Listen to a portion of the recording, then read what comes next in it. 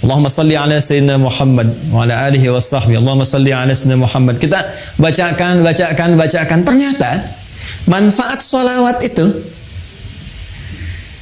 bukan hanya menghadirkan feedback, ya, satu balasan balik, umpan balik kepada kita semua, berupa 10 kali lipat balasan dari Allah.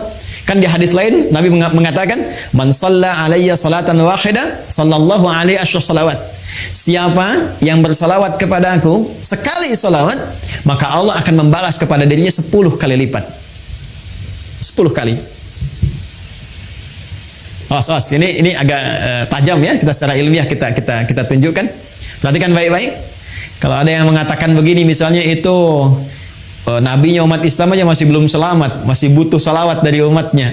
Ini menunjukkan belum paham, ya, belum memahami esensi dari salawat.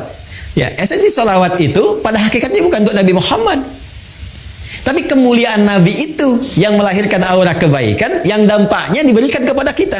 Jadi sebetulnya saat kita sedang bersalawat, ya itu kembali kepada kita manfaatnya. Menunjukkan kecintaan kepada Rasulullah itu melahirkan rahmat Allah, yang rahmat itu diberikan kepada kita 10 kali lipat dari ucapan yang kita sampaikan.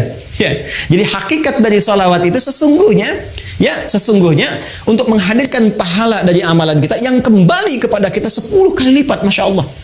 Di begitu Anda mengatakan di hari ini sekali Allahumma shalli ala sayyidina Muhammad misalnya, itu langsung diberikan ganjaran, ya, balasan oleh Allah 10 kali dari apa yang kita lakukan. Nah, pertanyaannya, apa bentuk balasan yang Allah berikan itu dari kalimat sholawat yang kita ucapkan? Bapak Ibu sekalian, sholawat itu bentuknya banyak nanti. Ya, ada sholawat dari Allah diantaranya, ada sholawat dari malaikat diantaranya. Ya, innallaha malaikatahu yusalluna 'alan nabi. Sungguh Allah Subhanahu wa taala dan para malaikat bersalawat, ya, kepada Nabi sallallahu alaihi wasallam. Jadi salawatnya Allah kepada Nabi, ya, salawatnya malaikat kepada Nabi itu dibedakan, ya. Itu beda tingkatan pemahaman dengan apa yang diberikan kepada kita, ya. Itu nanti maknanya bisa berbeda, ya, maknanya bisa berbeda. Nah, salawat dari Allah yang diberikan kepada setiap hamba secara umum. Ya, secara umum itu kita temukan di Quran surah kedua di ayat 157. Baik, ulaika alaihim salawatum mir rabbihim wa rahmah wa ulaika humul muhtadun. Ada golongan-golongan yang mendapat ujian dari Allah, kemudian mereka bersabar dan mereka mendapat salawat dari Allah. Nah, sekarang apa pengertian salawat dari Allah itu? Langsung ditafsir dengan ayat Al-Quran. Perhatikan kalimatnya, dijelaskan oleh Allah, ulaika alaihim salawatum min rabbihim, mereka itulah orang-orang yang mendapatkan salawat dari Allah Subhanahu wa taala, wa rahmah, dan rahmat. Jadi bentuk salawat yang pertama itu bisa berupa rahmat.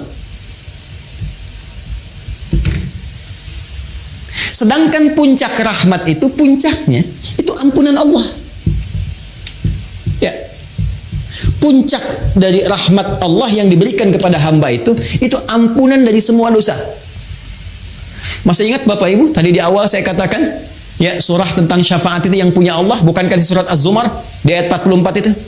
Sekarang perhatikan Quran di surat yang sama, Quran surah ke-39 di ayat ke-53. Ayat ini turun merespon tentang seorang yang telah melakukan dosa besar, yang dia merasa putus asa. Wah, ini saya dapat gak ampunan dari Allah nih? Diampuni gak dosa ini nih? Dosa saya terlalu besar ini, terlalu banyak kesalahan yang saya perbuat. Tiba kemudian datang kepada Rasulullah turun ayat ini. Qul ya ibadiyalladzina asrafu ala anfusihim. Katakan Muhammad sallallahu alaihi wasallam kepada hamba-Ku yang merasa israf. Mereka berbuat kesalahan yang sudah banyak dilakukan. Matanya, lisannya, telinganya, tubuhnya banyak berbuat maksiat dalam kehidupan. La taqnatu min rahmatillah. Jangan putus asa untuk mendapatkan rahmat Allah Subhanahu wa taala. Innallaha yaghfiru dzunuba jami'a. Kalau Allah sudah berikan rahmatnya, maka Allah ampuni semua dosa-dosa yang melekat pada hambanya. Jadi puncak ampunan Allah kepada seorang hamba yang berbuat banyak maksiat dan dia mau kembali kepada Allah adalah apa yang diberikan berupa ampunan total yang disebut dengan rahmat.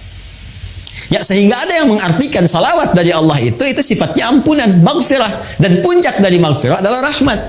Ya, sedangkan rahmat itu disatukan dalam konsep salawatullah, salawat dari Allah. Quran surah kedua ayat 157. Ulaika alaihim salawatun rabbihim